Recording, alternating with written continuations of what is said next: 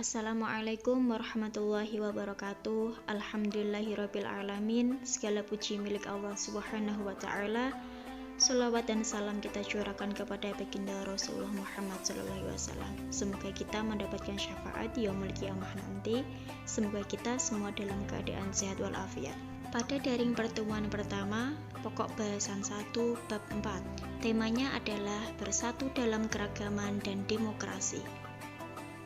Daring Pendidikan Agama Islam dan Budi Pekerti.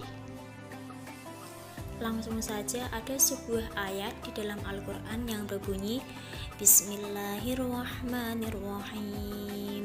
Fabima rahmatim minallahi linta lahum walau kunta faddan ghalidul qalb lan faddu min hawlika fa'fu anhum wastaghfir lahum wasyawirhum fil amr fa idza azamta fatawakkal 'alallahi innallaha yuhibbul mutawakkilin, yang artinya maka disebabkan rahmat dari Allah Subhanahu wa ta'ala lah kamu berlaku lemah lembut terhadap mereka.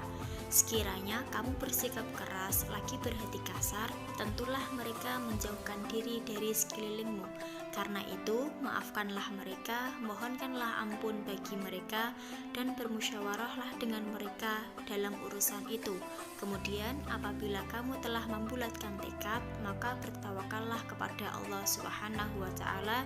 Sesungguhnya Allah Subhanahu wa ta'ala menyukai orang-orang yang bertawakal kepadanya.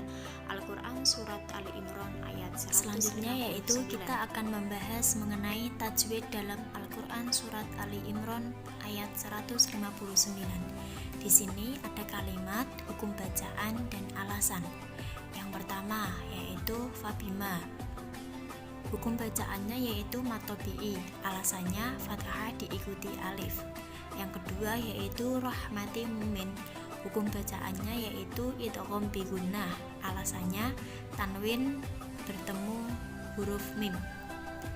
Yang ketiga yaitu linta. Hukum bacaannya yaitu ikhfa, alasannya yaitu nun sukun bertemu dengan huruf ta.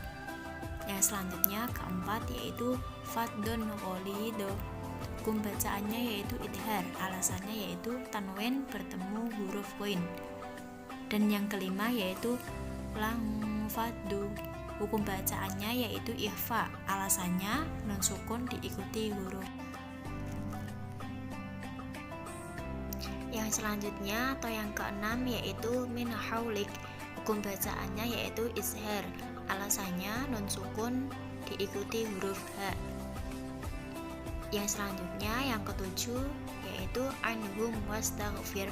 Hukum bacaannya izhar syafawi, alasannya mim sukun diikuti huruf wawu. Selanjutnya atau kedelapan yaitu fil amri. Hukum bacaannya izhar qamariyah, alasannya alif lam sukun diikuti huruf hamzah. Yang kesembilan alallahi. Hukum bacaannya yaitu lam tafhim, alasannya lafaz jalalah datang setelah fathah. Dan yang terakhir atau yang ke-10 yaitu al-mutawakkilin. Hukum bacaannya yaitu mad aridil sukun, alasannya mad tabi'i diikuti huruf hidup lalu dibaca waqaf. Selanjutnya yaitu kita akan membahas mengenai tafsir Al-Quran Surat Ali Imran ayat 159. Yang pertama yaitu ayat ini merupakan contoh sikap lemah lembut Rasulullah SAW.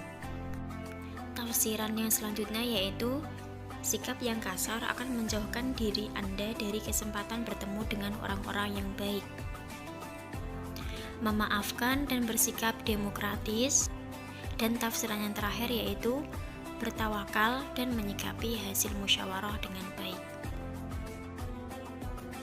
Tafsiran Al-Quran Surat Ali Imran ayat 159 lebih menekankan ke kata demokrasi.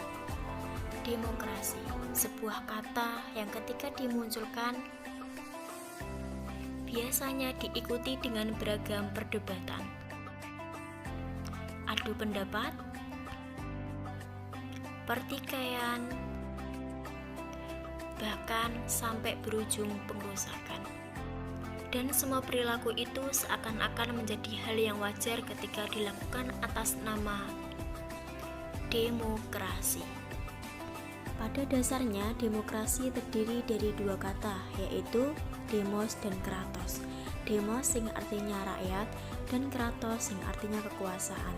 Jadi, demokrasi secara istilah adalah sebuah ideologi politik yang mengusung kebebasan dalam berbagai aspek bagi seluruh warga masyarakat dalam suatu tatanan negara. Dalam praktiknya, demokrasi menempatkan kedaulatan di tangan rakyat. Artinya, rakyatlah yang memegang kekuasaan untuk membuat aturan. Pandangan Islam mengenai demokrasi. Islam tidak mengenal demokrasi. Dalam Islam hanya mengenal kata musyawarah atau syura.